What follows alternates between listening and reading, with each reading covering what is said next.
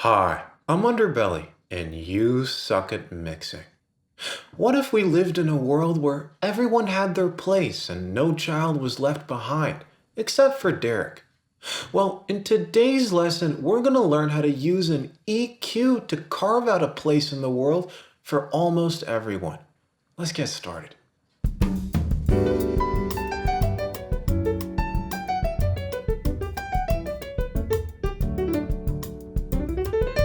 Okay, so check it. Before we start EQing our shit song, it can be helpful to analyze the shit song of another artist to see how they've distributed their instruments across the frequency spectrum. For this example, I'm going to be using Chirkinser by an artist by the name of Skrillex and his friend Abstract. So let's go ahead and place an EQ8 on this track. And what we're going to do is hit that little white triangle in the upper left corner and make it nice and large. Now observe what happens in this black rectangle here once I start playing the track. Oh, wowzers. Okay, it's starting to bump up and down furiously. Now, what we're seeing here is a visual representation of the different frequencies of the track. You'll notice that the low elements of the track, including the kick drum here pumping away, are towards the left side of the frequency spectrum here, where the low frequencies are at.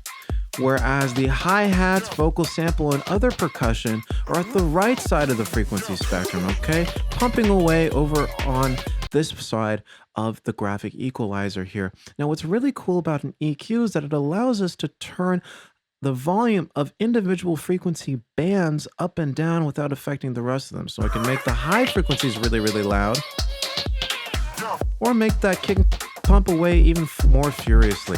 Wowzers, now that's violent. Okay. Now here's the really cool thing about using an EQ to analyze somebody else's track. What we can do here is hit that headphone icon on the upper right corner, which allows us to isolate a specific band of frequencies while ignoring everybody else. So what we can do here is actually make this point a little bit narrower by holding down Option and clicking and dragging up. Wowzers, we want a relatively narrow Q value, it's called. And now what we can do is actually sweep up the frequency spectrum of this track and kind of see where all the individual elements are located. So we'll start at the bottom, the left side there, the lowest frequencies. You'll notice that this EQ goes all the way down to 10 hertz, which we can see on the bottom left corner in that blue box there. And you'll notice underneath that is actually a note. Each frequency has a note that's tied to it because each frequency is essentially a pitch. So as we can see, I'm slowly sweeping up here. And around 30 hertz is where most speakers start to be able to reproduce some audio. Realistically, though, that cutoff is probably around 38 hertz, which in this case is a D sharp or E. 40 hertz is an E. Now, this is part of the reason why so much club music is tuned to either G, F, or E, because if we go any lower than that, we start to lose power very, very quickly in those sub-frequencies. Okay, wowzers. So it looks like that kick drum here is tuned to the key of G at around 50 hertz. And then notice that when the bass comes in, it's actually a little bit lower than that, which we can see a little bit to the left of the kick right there. So it looks like it's tuned to the key of E. And this is very intentional on Skrillex's and Abstract's part. If the kick and the bass were tuned to the exact same note, they would have a hard time popping out. They would have to compete with one another, which is very, very hard in those sub-frequencies. Okay, wowzers, let's keep going. So I'm going to keep sweeping up here. So that's obviously where the kick is at. Now let's keep going. Okay, wowzers. Okay.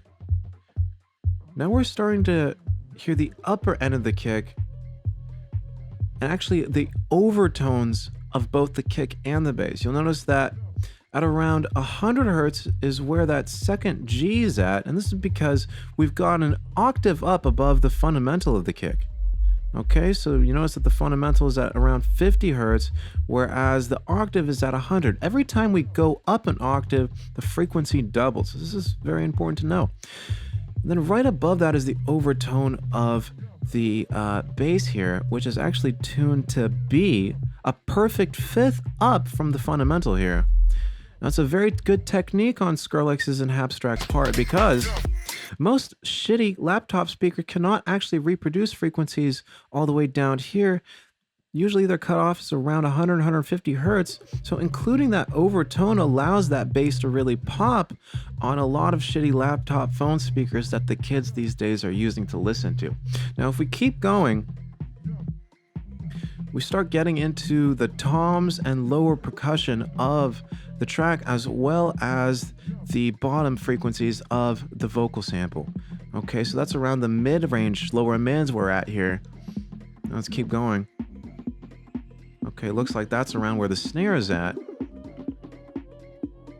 Right around there. Ooh, okay, that's the lower end of the snare. Notice that it's also tuned to E, which is once again in the key of the song, okay? It's very important that tuning your drum elements, especially your kick and snare to the key, allows you to lock in the tonality of the track, okay, Wowzers? So it looks like we're around halfway there. Let's keep going. Okay, oh, Wowzers. Oh, boy. Starting to get aroused here. Now, it looks like that's where the cowbell is at, obviously the most crucial element of the track. Ooh, okay. Now that's where that screaming child is. Sounds like Derek when he's not ready to go to school. Okay, now we're hearing the upper end of the percussion here at around 700 hertz here. Ooh, okay, Wowzers. Now we're starting to get into the high frequencies around 1 kilohertz. This is where the super tonal elements are starting to kick in, such as the upper end of the cowbell and the snare. Let's actually move on to a different section of the track. I'm talking the drop. No. There we go. Okay, now let's go ahead and analyze where that bass sound is actually sitting at. So obviously, the low end, the sub-frequencies of the bass are around, once again, at 40 hertz there. And then we're, once again, getting the fifth tuned to B, perfect fifth above E.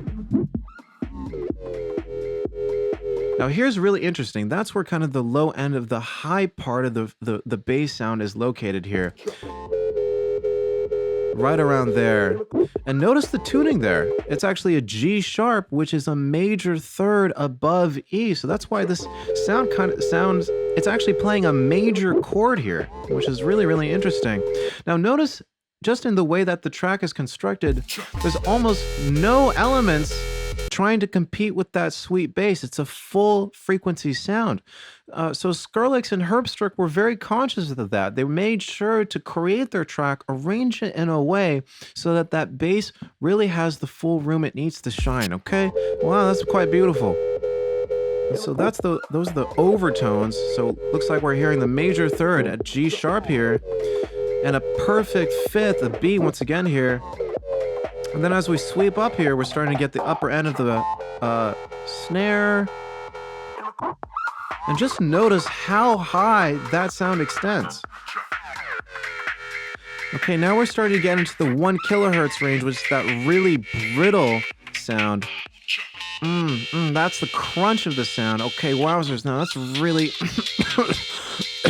starting to wear out my eardrums. Oh gosh. Now, as we sweep up, we're starting to get into the super, super high frequencies here. Oh my God. And this is primarily where the upper end of the hi-hats and the really, really, really tinny sounds of the percussion are being distributed here. Now, it's really crucial that this range is represented here because that's really what gives the sound its airiness, okay? If we were to roll off those frequencies completely, the track would sound very, very dull. And if we take that EQ off, oh, Wowzers. Now, this is just one track, but we can see just by using this EQ technique, this track analysis technique, we can start to deconstruct where the elements are placed in the track and see that it was actually arranged in a way that makes it super duper easy to EQ. Skrillex, Herbstrick, you guys are my best friends. I wish you could tell Derek the same. Okay, so check it. Try this track analysis exercise with a couple of your favorite shit songs and see if you can apply what you've learned back to your own productions. Remember, It's better to arrange your tracks in a way so that instruments don't compete with one another, rather than using an excessive amount of EQ in the mixdown phase. And shout out to Will Marshall for originally giving me this idea for the track analysis exercise. I'm Underbelly. Have a great day.